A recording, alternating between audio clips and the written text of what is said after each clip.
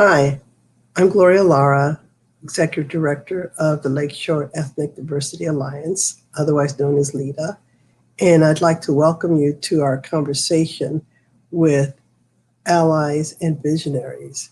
Today is a special day. It's January 20th, and it is Inauguration Day. We have just seen President Biden sworn in.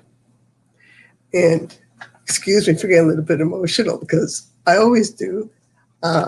So it's a pretty cool day for our country to have someone new and to lead us forward.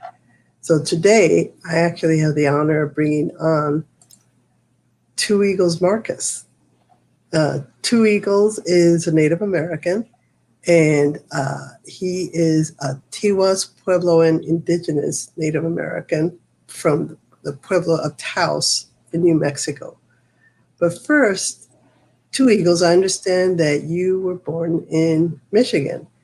And so can you please tell us about that? But even more important, please tell us about your name, Two Eagles. Well, hi, Gloria. Thank you so much for having me on your show today. I really appreciate the opportunity.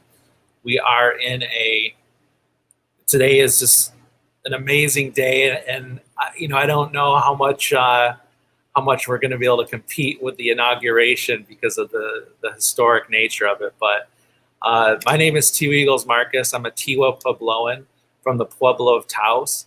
My tribe is located in Taos, New Mexico. I was born in Warren County, Michigan, and I grew up in the Rockford and Grand Rapids area. My name, Two Eagles, is a traditional Native American name. And when my mother and father were traveling through the Sangre de Cristo Mountains, they had seen two eagles on their journey as they pulled over to look over the mountain range, and they saw two eagles. And to Native Americans, seeing the two eagles was a good omen that the eagles were watching over them on their journey and keeping them safe. So when I was born, my name hadn't been chosen yet, and then after I was born, the name Two Eagles was chosen for my name. Oh, that's a pretty cool story. It's pretty amazing, and it makes reminds you of your parents every time someone calls you by Two Eagles.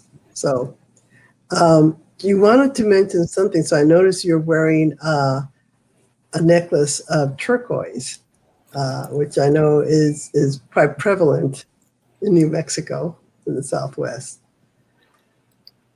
Yeah, turquoise. Go ahead. Turquoise and silver. That is it's a Native American two natural elements that have been used for a long time for jewelry. And the older I get, the more connected I get to my culture and to my heritage, and the more proud I am, and the more that I want to show others, show the youth that it's okay to be, represent your heritage, show off where you come from. You can bring back those old traditions and be proud of who you are. And now that we have a historic year of 6 Native Americans in Congress, which is the most ever, and Deb Haaland, she was proudly wearing her cultural clothing and traditional clothing when she was sworn in. She was wearing moccasins, she was wearing turquoise, she was wearing silver. And it was just a beautiful sight to see how far my people have come and how far Native Americans have come. We haven't yet celebrated 100 years of citizenship yet, even though my tribe, my father, my grandfather lived, well, my grandmother and family before that lived in a structure that is still standing. It's 1,000 years old. Yet we haven't been citizens for 100 years yet. Which is absolutely unbelievable. I've had the opportunity to visit Taos Pueblo, which is, you stand there and you look at it, and you can't believe that people have been living there for over 1,000 years. And it's something that we need to think about as we think about, all the different cultures that make up this country, and how we need to respect and honor all the different cultures that are part of this country. But let me backtrack just a little bit. I mentioned your necklace, and people might notice that I'm wearing pearls today. Now, I didn't get the memo, so two eagles, tell me why I'm wearing pearls, so that because I don't know if I'll have the story right, but because of Kamala Harris, today is a day of unity and sisterhood by wearing the pearls, because that's one of her symbols, as well as the Converse. So my feed has been filled with photos of women rocking their Converse and rocking their pearls on this historic day in sisterhood, and it's been an amazing thing to see. And I'm wearing my turquoise to represent my people, and I posted a photoshopped a picture of me and Deb Haaland standing in front of the Capitol, and I posted that today on my feed just because I wanted to be in there repping as well. No, that's great. Like I said, this country, we need to honor all our traditions, everyone that is a part of this country. And that's really one of the reasons why, I started these conversations, is to honor people who we don't always hear from, and to have them tell their stories, so that we all understand that underneath, we're all the same. We just have different, I think, amazing stories of, who we are and how we got here. Let me just do one little more thing about Deb Haaland. She is from Pueblo of Taos, New Mexico. She's from Laguna Pueblo, which is a related Pueblo. And she is a nominee to head up the U.S. Interior Department. Two Eagles, what is the significance of that? Well, Native Americans respect and honor and value the land and nature, because these are all gifts that were provided us by the Creator to survive. So when a life such as a deer or an animal that's being hunted is taken, we're grateful for that, and there's thankfulness, and there's prayer for that life to keep us alive.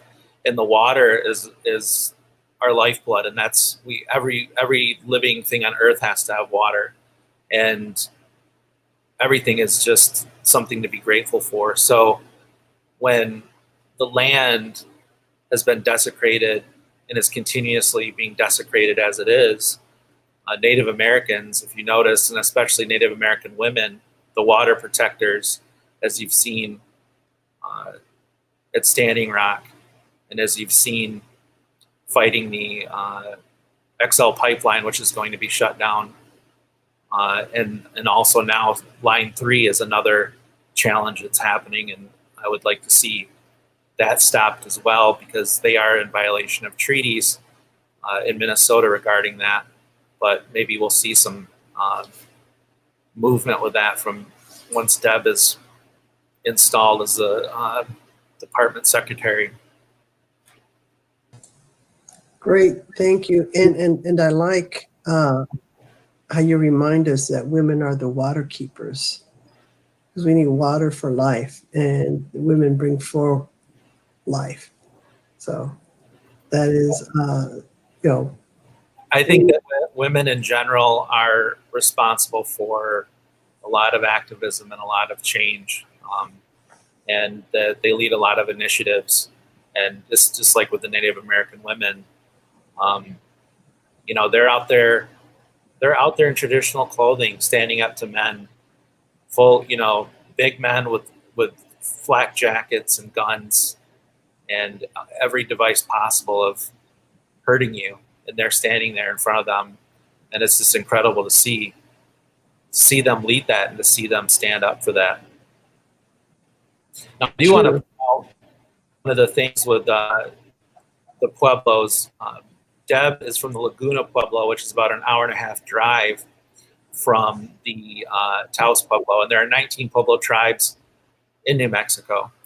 And one of the things that inspired me this year to start Empower Business Magazine and to really make a platform for centering Black, Hispanic, Asian Pacific, and Indigenous Native Americans in the workforce and entrepreneurship was that the time now is to change and to take action. So that was my way of taking action, and I was inspired by the Pueblo Revolt, and that was one of the influences. That happened in August 10th. Well, August 10th, 2020 was the 340th anniversary of the Pueblo Revolt against the Spanish colonists by the Pueblo people. And it was led by Pope. And the way that he organized the revolt was to send runners, which were young boys, with a knotted cord that was made of yucca rope or yucca leaf that was made into a rope. And he sent those runners to each Pueblo to coordinate the uprising. And each cord had 10 knots in it. And the instructions were to give that to the leader of that Pueblo and have them untie one knot every sunrise. And on the 10th sunrise, they would rise up, coordinated effort. And they did. And after 10 days, the Spanish fled Santa Fe. And that is known as the most successful Native American uprising. And when I reflected on that, now 340 years later, I thought of the voice that I have and the technology and tools that I have available to me to get information to people and to help be a catalyst for change and progress and advancement. So that was one of the major triggers in my life that just happened in August to launch this new publication.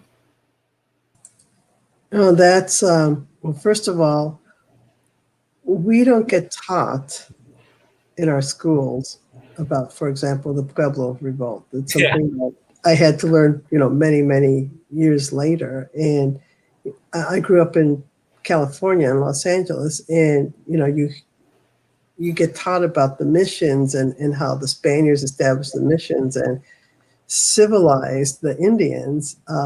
But they're also, so many of them died because they didn't have immunities to the different diseases that the Europeans brought with them. So, like I said, this is, how do we honor and learn from the people that make up this country? And, the story of the Pueblo Indians and the Pueblo Indian Revolt is amazing when you think about the planning that it took 340 years ago and how to coordinate everything. New Mexico really was never conquered by the Spaniards, unlike other parts of the Southwest. I think it's due to the Pueblo Indians and that. So you talked about Empowered, starting Empowered, but before that, I think you and I first met about 8 years ago. And you were a photographer at the time for Women's Lifestyle magazine. Now you're the publisher of Women's Lifestyle. And then Empowered is, sort of something that you've taken up after you became the publisher of Women's Lifestyle. But can you please tell us a bit about the amazing founder of Women's Lifestyle magazine, Victoria Upton? Victoria Upton is a legend, icon, community advocate, women's advocate, equal rights advocate. She started the publication Women's Lifestyle in 1998 out of the need for women to have their own publication that they could have to see other women in the community making change and living their life as a source of inspiration and information. And she was about inclusion, not exclusion. She was an inclusive publisher. She loved people. She loved meeting people. She loved hearing their stories. She loved hearing their challenges. And she was a helper. And her ripple effect has gone so far in the community and even, I would say, in the nation. And when we actually worked together in the mid 90s at Music Review magazine, which is now known as Review.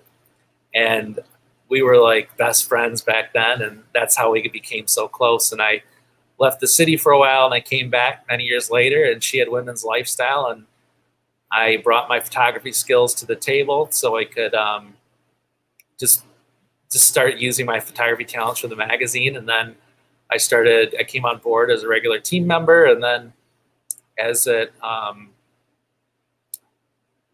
towards the end of her life, she was a 5-year cancer survivor of multiple myeloma. And then she was, I don't know the term, she came down or she had glioblastoma. And that was the end, towards the end. So during that time, we determined that I would be the person that would protect the legacy because I was with her every day. I knew what she wanted from it. So I've been protecting the legacy since then. And that was 1998, or not 1998, I'm sorry, 2018. And so we're going into our 23rd year this year with Women's Lifestyle. Well, and thank you for protecting that legacy and carrying it forward. I also knew Victoria. She was one of the first people to welcome me with really warm embrace, both literally and figuratively. Into it was a hugger, that's for sure. Yes. Every single person she met. Exactly, and she just was so interested in what you were doing and how you were doing it and why you were doing it and telling your story.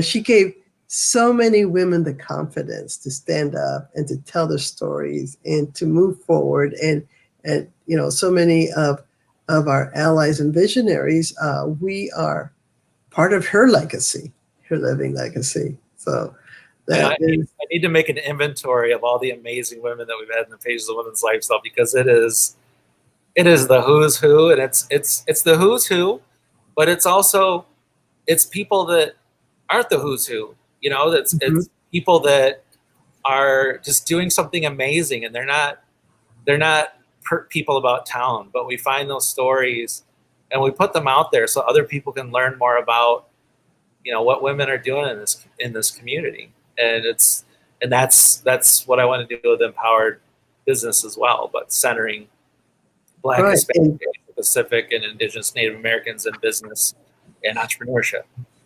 And you and I started, talking about that and your inspiration for that. Can you tell us a little bit more about your inspiration for that and your vision for Empowered? And I know that there's different parts of it that I think are pretty amazing for this community to really understand and take part in. Well, when it comes to media coverage and when it comes to media coverage of diverse populations, there's typically not a lot of it. Most of the companies are white-owned companies.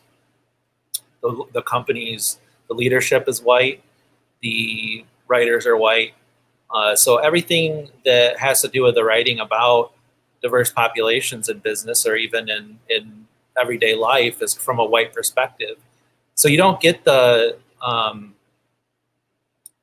you just don't get the lived experience of what it's like to be somebody that's from a smaller population, a historically excluded population,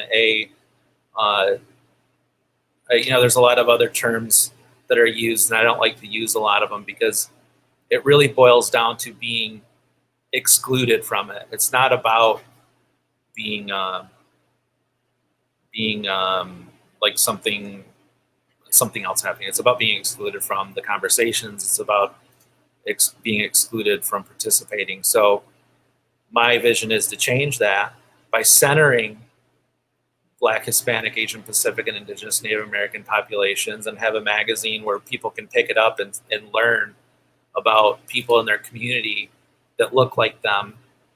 Kids can look at the magazine and see a brown person on the cover, or they can see somebody inside of the magazine and say, wow, you know, that Native American man owns a business and he's doing these things. I could do that too. I can see myself in that position. It's just like right now with Kamala Harris. Until today, brown women could not see themselves, brown women or brown girls could not see themselves ever being a vice president of the United States until today. So you have to see it if you're going to be it.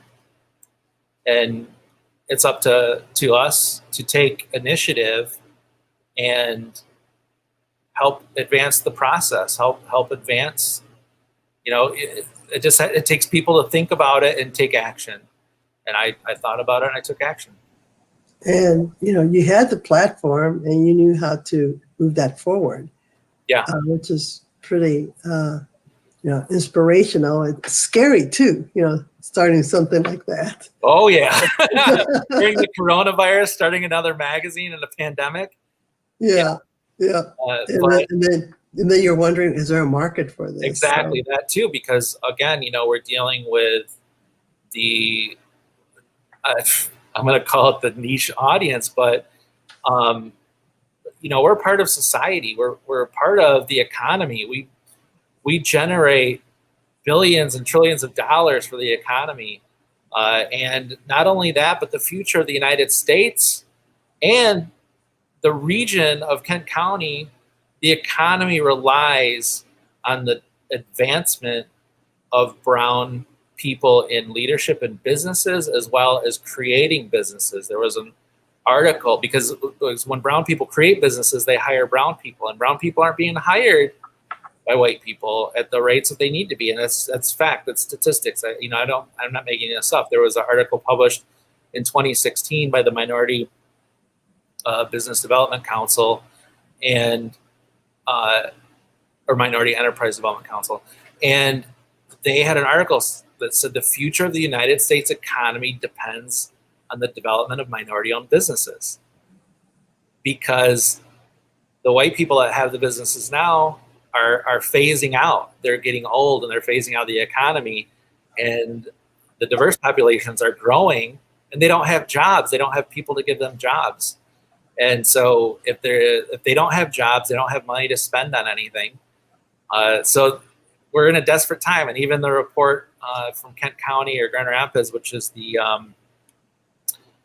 equity report, which was published by or in partnership with the K.W. Kellogg Foundation, that talks about the details of what the problems our region is facing. You know, and it's interesting that you bring that up. I need to have a different show on that. But yesterday, the Lakeshore Advantage had a publication out to talk about how to make certain that it was Brigham Close's organization. The Right Place? The Right Place, yes. So the Right Place just came out with, they've been doing a study with the Brookings Institute to talk about how much could be added to our economies here in, the whole Kent County, Ottawa County area if everyone was able to be employed to the best of their ability, to have the digital skills necessary and participate in the economies. And, it could really be quite,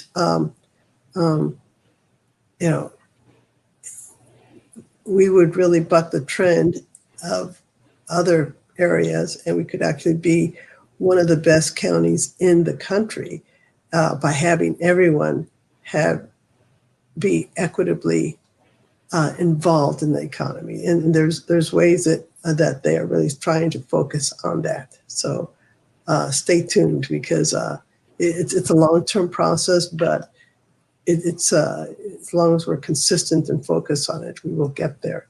So Yes. Exactly. So there's some other parts of Empowered. It's not just the magazine.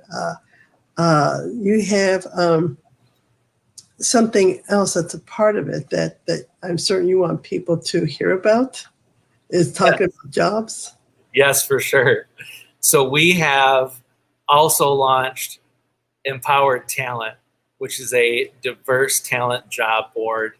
And that is going to be a way for your organization to place jobs that are put in front of diverse talent.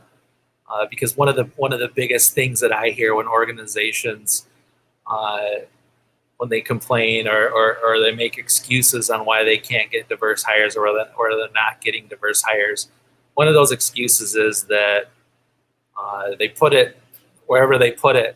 I mean, they're putting it in places that doesn't get in front of diverse talent. So we are going to be the center for diverse talent, as far as we're building the audience with our magazine, and we will have the audience to put those jobs in front of them. So you can candidates can set up free profiles on talent.empoweredx.com, which is MPWRDX.com. And they can put their resume on there. They can look for the jobs that are already posted. They can see what the opportunities are. They can locate internships. So there's a lot that can happen with that. But we want to be, and as far as I know, we're the only Native American owned print publication that centers Black, Hispanic, Asian Pacific, and Indigenous Native Americans in the workforce and entrepreneurship, as well as Native American-owned diversity talent center. So I think that we are breaking a lot of ground and making historical movements here, and I think that it's really a place for people to look if they're going to be hiring diverse talent. No, it's really exciting for me to see your venture start and take off, because I've been involved in the entrepreneurial world before, and also with the Michigan Hispanic Chamber in the Detroit area. So seeing the energy that everyone can bring if their talents are being fully utilized is, I hate to use this word, I use it all the time, but it's amazing. It really helps put us on a great footing. So one of the things, there's a couple of questions popping up, and I don't know, let's see, let me put one in there and see how, going back to women. There we go, from Jen Manheim. So speaking of women, she says, I read about the abuses of women and children in Native communities that often receive very little attention. How can we support justice for Native women and children? Right now, locally, one of the organizations that is very active is called the Native Justice Coalition. I'm pretty sure that's the name of it. But Native American women are murdered at, I believe, the highest rate, because our population is so small. There's 5 to 7 million Native Americans in the United States. And when it comes to looking at the numbers of, I want to say, full-blooded Native Americans, I think it's around 2.5 million. So when our people experience violence and murder or whatever it is, the numbers are significantly higher. So women are definitely under fire, but there are national organizations. I don't know the names, but if you look up missing and murdered Indigenous Native Americans, there are websites where you can support with donations to help create more awareness and support for the victims to help women get out of those situations.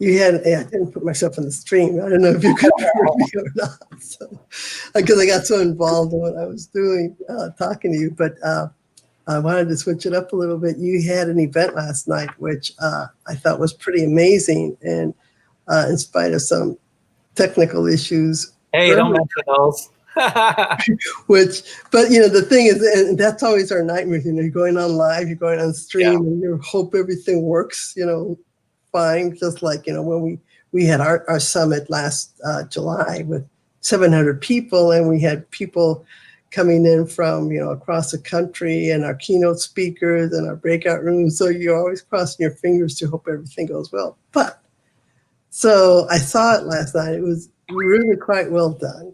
And pretty interesting. Can you tell us a little bit about your reason, what it was, and your reasons for doing that, as well as using it as a kickoff for your for Empowered? Well, so last night we had the Empowered Influential Awards, which honored and recognized 21 local people who are working towards the advancement of diverse populations in Grand Rapids and West Michigan. And we had 450 nominations with 250 unique individuals, and ultimately we had 144 nominees that were in the final round. That were from there we selected the 21 honorees in 3 categories, which were challenger, connector, innovator, pioneer, leader, preserver, and visionary. And we wanted to bring together, so starting, let me back it up a little bit. It's called the Influential Awards because we wanted to honor people of influence. Now, when you have influence, you don't necessarily have power. And if you look at a lot of the awards, that happen here and across the United States or in the world, they are focused around power and about people's ability to make other people do stuff, or they've achieved some sort of success, so they're the president of a company and they can tell people, or they have money to make people do stuff. Well, people of influence don't necessarily have financial means, but they are activists in the community that are making a difference. They're getting people motivated to take action and fix their community. And in our awards, we wanted to make sure that we had an accurate representation of Black, Hispanic, Asian Pacific, Native Americans, as well as gender balance, and also to include disabled, and a lot of, it was a very challenging selection process because there was so many amazing stories of things that people are doing. And it wasn't a matter of these people are better than anyone else. It was just like, these are the 21 people that we're honoring this year. And then moving forward, they won't be able to come back around for a while, so other people can have their opportunity to be bragged about and to inspire other people, I like to inspire people to aspire. So we're putting these people out in the community that will create inspiration and be people that you want to be, want to know, help support, and maybe, take some initiative by hearing their stories. It was, I thought the people that were nominated and the people that were recognized last night, some of them I hadn't really heard of, which is really, I think, one of your goals is to really raise everyone up and say, wow, that's a pretty amazing thing that this person is doing. And how come we've never heard of them? Well, because like you said, they don't get recognized unless, you're maybe out in the media all the time or a leader. But, there's so much work that goes on behind the scenes, and so much talent that people come up with that it's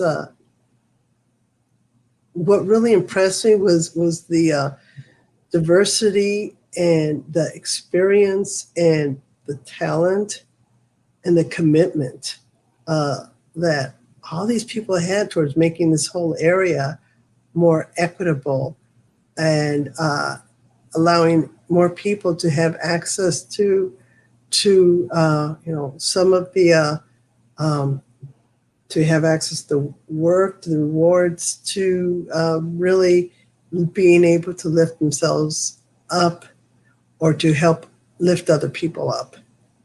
Yeah, and we had different businesses represented and people from organizations. While that was a factor in it, it's really about what are they doing that's more? What are they doing that's extra? And also how are they leading the charge? How are they, leading? What is their vision? What have they made happen? And we're going to explore more of that in the premiere edition of Empowered. We're going to have a profile on each one of the honorees so you can learn a little bit more about why it is they were selected for that category. But I was just, really proud of the people that we honored. And I mean, there's not a person in there that I am not excited to know now if I didn't know them. And I'm even more excited to learn about the people that I did know of that I didn't know much about. And to be able to now that I know what they do, I know how I can help support them and advance what they're doing in other ways and bring attention to it, which it's something that our community, our diverse community, needs, that kind of inspiration and that recognition that we haven't been getting. It's pretty amazing. And I had just created a banner for you with your website. So keep talking for a minute while I finish. So we, like I said, we're super excited. We do publish stories on MPWRDX.com. A lot of the work we've been doing is making sure that we can align opportunity for funding and help with businesses that are in existence right now that have been struggling with the pandemic. And we are going to start sending out emails more actively to keep up to date. And we're going to launch some other, we're working on the podcast. I've already recorded a couple episodes, and I've talked to some really, really, I think we all overuse the word amazing too much, but I'm just so inspired and excited by the people that I learned and the connections I make. And I've talked to, my first 2 interviews so far have been with D&I experts, and we've had some deep conversations, and the problems and the struggles that people with brown skin have just on a regular basis. Other races just don't understand it. Like you don't know what it's like to have brown skin and to have people give you weird looks or be standoffish or ignore you or not serve you to the best of their ability or give you threatening looks. I mean, there's so much that we're dealing with on top of the coronavirus, on top of the pandemic closing our businesses. I mean, we've lost We've lost 40%, I believe the number is 40% of Black-owned businesses that existed. And we've lost, like, the other numbers. I don't know the other numbers. I'm just going to stick with that one. But for the Asian Pacific businesses and Hispanic-owned businesses, if the future of our economy is dependent on the creation of diverse companies by diverse populations, and we just lost 40% of Black-owned companies, that's not a good sign. That's why we need to invest in Black-owned businesses, and we need to divert dollars, and we need to invest in Black talent and Hispanic talent and work towards advancement, because the economy depends on it. I mean, first of all, it's the right thing to do, but people don't, that's not enough for a lot of people. So I'm just going to say, look, the economy depends on it. Start investing in diverse businesses and talent. Exactly. So I have scrolling across the screen your website, and I think I have it correct, MPWRDX.com. Yep, that's it. Great. Okay. I'll leave that up for another minute or so. So we're coming to the end of our time. So Two Eagles, are there any parting thoughts that you would like to share with us? Well, I'd like you to contact me and find out if there's opportunity or what kind of partnerships we can create. If you're looking for a job or an internship, please go to talent.mpwrdx.com. That's talent.mpwrdx.com. Please sign up for our mailing list, the subscription, the email list, but also buy a subscription to our magazine so you can learn about the diverse talent in this community and what they're up to. And the final thing is just be good to each other, be an ally, learn more about it. Great. Thank you so much, Two Eagles. And if you could stick around for just a minute, Sure. That'd be great. Thank you. And thank you so much for being a part of this and watching this. I am almost ready to start turning these into podcasts. As we go through and we do this, we find ourselves becoming a lot more technically adept than we thought we would ever be. And so this is just an extension of LEDA's work as we try and educate our communities and get people involved in different aspects of it.